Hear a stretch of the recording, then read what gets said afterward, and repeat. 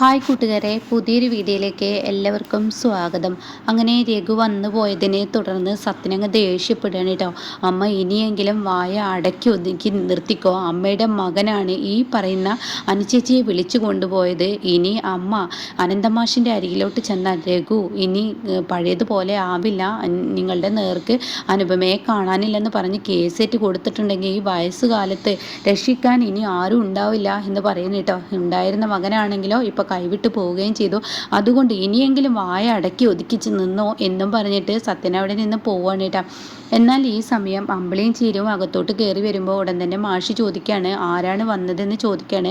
അപ്പോൾ ചീരു പറയണേ രഘുവേട്ടനാണ്, അവൻ എന്തിനു വന്നു എന്ന് ചോദിക്കുമ്പോൾ ഉടൻ തന്നെ അമ്പിളി പറയണേ, എന്താ വെച്ചാൽ ഇങ്ങനെ പറയുന്നത്, അനുവിനെ കാണാതായിട്ട് ഈ സമയമായി ഇതുവരെ അവളുടെ യാതൊരു വിവരവുമില്ല. അവളുടെ ഫോണാണെങ്കിൽ അവൾ സ്വിച്ച് ഓഫ് ആക്കി വെച്ചിരിക്കുകയാണ്. അവൾ എങ്ങോട്ട് പോയി, എന്ത് പോയി, അവൾക്ക് എന്ത് സംഭവിച്ചു എന്ന് നമ്മൾ തിരക്കാതിരിക്കാൻ പറ്റില്ലല്ലോ. അതുകൊണ്ട് തന്നെ രഘുവേട്ടൻ തിരക്കാൻ പോയിരിക്കുകയാണ്.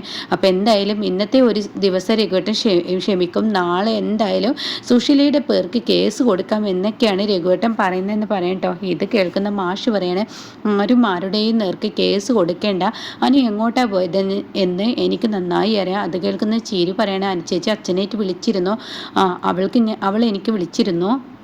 അനുവും ഇന്ദ്രനും അവരുടെ ജീവിതം എന്ത് ചെയ്യണമെന്നുള്ള ആ തീരുമാനമെടുക്കാൻ ഇന്ദ്രൻ അവളോട് ചോദിച്ചു അത്രേ, എൻ്റെ കൂടെ നീ വരാൻ തയ്യാറാണെന്ന്, 2 ദിവസം എൻ്റെ കൂടെ വന്ന് നമ്മുടെ ജീവിതത്തിൽ ഒരു മാറ്റം ഉണ്ടാക്കാമെന്ന് പറഞ്ഞു അത്രേ. അപ്പോൾ ഇന്ദ്രൻ അങ്ങനെ ഒരു വാക്ക് അവൾക്ക് കൊടുത്തിട്ടുണ്ടെങ്കിൽ തീർച്ചയായും അവൾ പോയിക്കോട്ടെ, അതിന് നമ്മളായിട്ട് തടയിടണ്ട. അവൾക്ക് അങ്ങോട്ടേക്ക് പോകണമെന്ന് തോന്നിയിട്ടുണ്ടെങ്കിൽ ഇന്ദ്രൻ അത്രയും നല്ലൊരു ഉറപ്പ് കൊടുത്തിട്ടുണ്ടെങ്കിൽ അവൻ്റെ അമ്മയിൽ നിന്നും ഈ ഒളിച്ചോട്ടം നടത്തിയെങ്കിൽ തീർച്ചയായും അവൻ്റെ അമ്മയെ എതിർക്കാനുള്ള ആ ഒരു ശക്തി അവനിൽ ഉണ്ടായിട്ടുണ്ടാവും. അതുകൊണ്ട് ഞാനായിട്ട് എൻ്റെ മകളുടെ ജീവിതം ഒരിക്കലും തകർക്കില്ല. എൻ്റെ മകള് എടുത്ത തീരുമാനം, അതായത് ഇന്ദ്രൻ എൻ്റെ മകളെ വിളിച്ചു കൊണ്ടുപോയതാണെങ്കിൽ അവർ ഒരു ജീവിതം തീരുമാനിച്ച് വരട്ടെ എന്ന് പറയട്ടോ. ഇത് കേൾക്കുന്ന ചീരുവിനും അമ്പിളിക്ക് ഒരുപാട് സമാധാനമാവാണ്.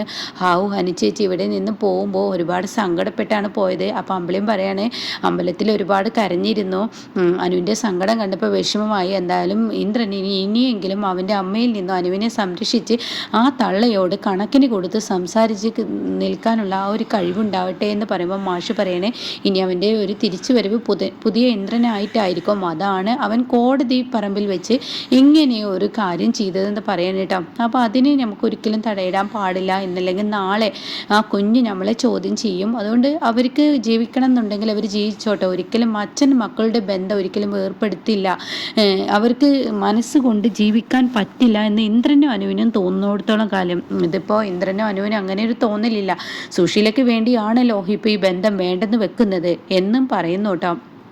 എന്നാൽ ഈ സമയം ഭക്ഷണം കഴിക്കാൻ എല്ലാവരും ഇങ്ങനെ ഇരിക്കുകയാണ്. അതായത് ശ്യാമും സത്യനും എല്ലാവരും ഇങ്ങനെ ഇരിക്കുകയാണ്. സുശീലക്കാണെങ്കിൽ ഒരൊറ്റ വെള്ളം തൊണ്ടയിലൂടെ ഇറങ്ങുന്നില്ല, തനിക്ക് യാതൊരുവിധ സമാധാനവും ഇല്ല. തൻ്റെ ഈ ഭ്രാന്ത് മുഴുവൻ വിളിച്ചു പറയാന്നല്ലാതെ ഇന്ദ്രനെ കണ്ടെത്താനൊന്നും തന്നെ കൊണ്ട് കഴിയുന്നുമില്ല. അതുകൊണ്ട് തന്നെ താൻ ഒരു തലം ഭ്രാന്തിയെ പോലെ ആവുകയാണ്. താൻ എല്ലാവർക്കും മുന്നിൽ തോറ്റ് തുന്നം പാടി എന്ന് തന്നെ പറയാം.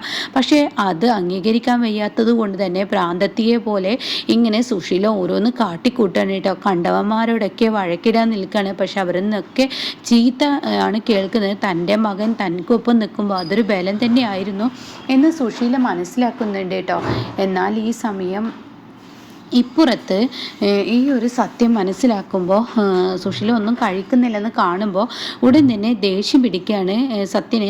അമ്മ എന്താ കഴിക്കാത്ത എന്നിങ്ങനെ പറയുന്നുണ്ട് കേട്ടോ. ഞാൻ എങ്ങനെയാടാ കഴിക്കുക, എൻ്റെ മകനെയാണ് അവൾ കൊണ്ടുപോയിരിക്കുന്നത്, എൻ്റെ മകനെ അവൾ കൊണ്ടുപോയാൽ എനിക്കെങ്ങനെ ഭക്ഷണം കഴിക്കാൻ പറ്റും അമ്മേ? അത് അമ്മയുടെ തോന്നലാണ്. ഇന്ദ്രേട്ടനാണ് അനുചേച്ചിയെ കൊണ്ടുപോയിട്ടുണ്ടെങ്കിൽ, അനുചേച്ചി പറഞ്ഞാലൊന്നും കേൾക്കുന്ന മകനല്ല അമ്മയുടെ മകൻ. ഇന്ദ്രേട്ടൻ ഇന്നൊരു തീരുമാനം എടുത്ത് അനുചേച്ചിയെ കൊണ്ടുപോയിട്ടുണ്ടെങ്കിൽ അമ്മ ഇനിയെങ്കിലും മിണ്ടാതിരിക്കുകയാണ് നല്ലത്. അപ്പോൾ ഷ്യാം ഇത് കേട്ട ഉടനെ തന്നെ ഷ്യാമ് പറയണം, പറയുന്നത് സത്യമാണ്, ഇന്ദ്രേട്ടൻ അനുചേച്ചിയെ കൊണ്ടുപോയിട്ടുണ്ടെങ്കിൽ ഇനി ഈ പറയുന്ന സുശീൽ ആൻറ്റി ഒന്ന് ഒതുങ്ങുകയായിരിക്കും നല്ലത്. ആൻറ്റിയുടെ നല്ലതിന് വേണ്ടിയിട്ടാണ് ഞാൻ പറയുന്നത്.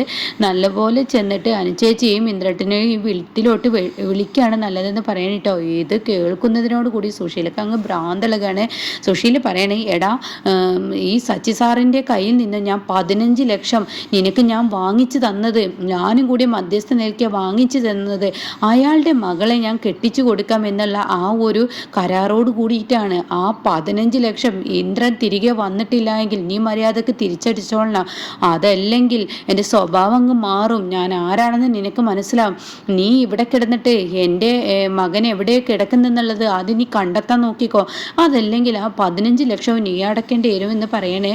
അപ്പോഴേക്കും സോന പറയണേ, എന്തിനാ ശ്യാമേട്ട അമ്മയെ എങ്ങനെ ദേഷ്യം പിടിപ്പിക്കുന്നുള്ള സംസാരിക്കുന്നത്. അത് കേട്ട ഉടനെ ശ്യാമ പറയണേ, ഞാൻ ആരെയും ദേഷ്യം പിടിപ്പിച്ചതല്ല, ഞാനൊരു സത്യം പറഞ്ഞതാണ്. അല്ല അമ്മ പറയുന്നത് കാര്യമല്ലേ? ഇന്ദ്രേട്ട ഇപ്പോൾ പോയത് കൊണ്ട് തന്നെ ഇനിയിപ്പോൾ 15 ലക്ഷം ശ്യാമേട്ടന് അടക്കാൻ കഴിയുമോ?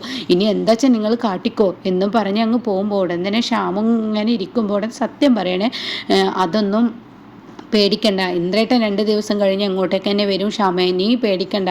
ഇവരാര് പറഞ്ഞത് കേട്ടിട്ടും ഇനി നമുക്ക് ഇവർക്കൊപ്പം നിൽക്കേണ്ട ആവശ്യമില്ല.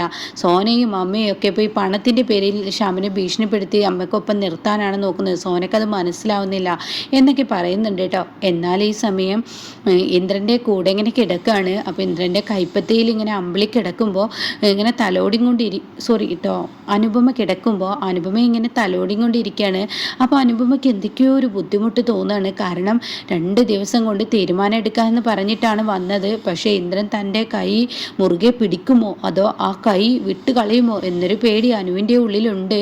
അപ്പോൾ തന്നെ അല്ല, ഇപ്പോൾ ഇന്ദ്രേട്ടൻ്റെ അമ്മ എന്തായിരിക്കും അവിടെ കാട്ടിക്കൂട്ടുന്നുണ്ടാവുക? അത് കേട്ട ഉടനെ എൻ്റെ അമ്മ അവിടെ എന്താ കാട്ടിക്കൂട്ടുന്നത് എനിക്ക് നന്നായിട്ട് അറിയാം. അവിടെ മൊത്തത്തിൽ കലിതുള്ളി നടക്കുന്നുണ്ടാവും.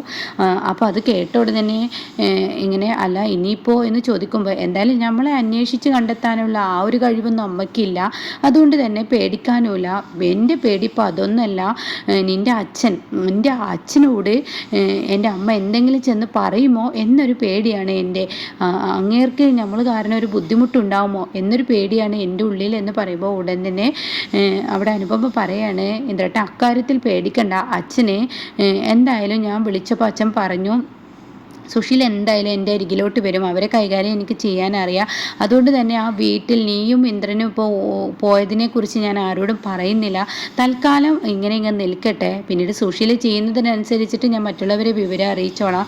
എന്തായാലും മോള് ജീവിതം തുടരുന്നതിന് മുന്നേ എല്ലാം ഒന്ന് ആലോചിച്ച് തീരുമാനിച്ചെടുക്കണം. ഇന്ദ്രനാണ്, ഇന്ദ്രൻ്റെ അമ്മയുടെ കണ്ണുനീർ കണ്ടാൽ അവൻ്റെ സ്വഭാവം മാറുമോ എന്ന് പറയാൻ പറ്റത്തില്ല. അപ്പോൾ അത് ആ ഉറപ്പിൽ വേണം നീ തീരുമാനം എടുക്കേണ്ടത് എന്നൊക്കെ ഇങ്ങനെ അനന്തമാഷ് പറഞ്ഞു കൊടുത്തിട്ടുണ്ടാവും കേട്ടോ. അപ്പോൾ അക്കാര്യങ്ങളൊക്കെ ഇങ്ങനെ തൻ്റെ ഉള്ളിൽ വീണ്ടും ഇങ്ങനെ ഓർമ്മയിൽ വരികയാണ്. അങ്ങനെ ഇന്ദ്രൻ എപ്പോഴോ ഉറങ്ങി. ആ സമയം ഇങ്ങനെ അനുപമ പെട്ടെന്ന് ഉറക്കത്തിൽ നിന്ന് എണീക്കുകയാണ്. ഈ പറഞ്ഞത് സത്യം തന്നെ, തൻ്റെ അച്ഛൻ പറഞ്ഞത് അതിൽ ഒരർത്ഥമുണ്ട്.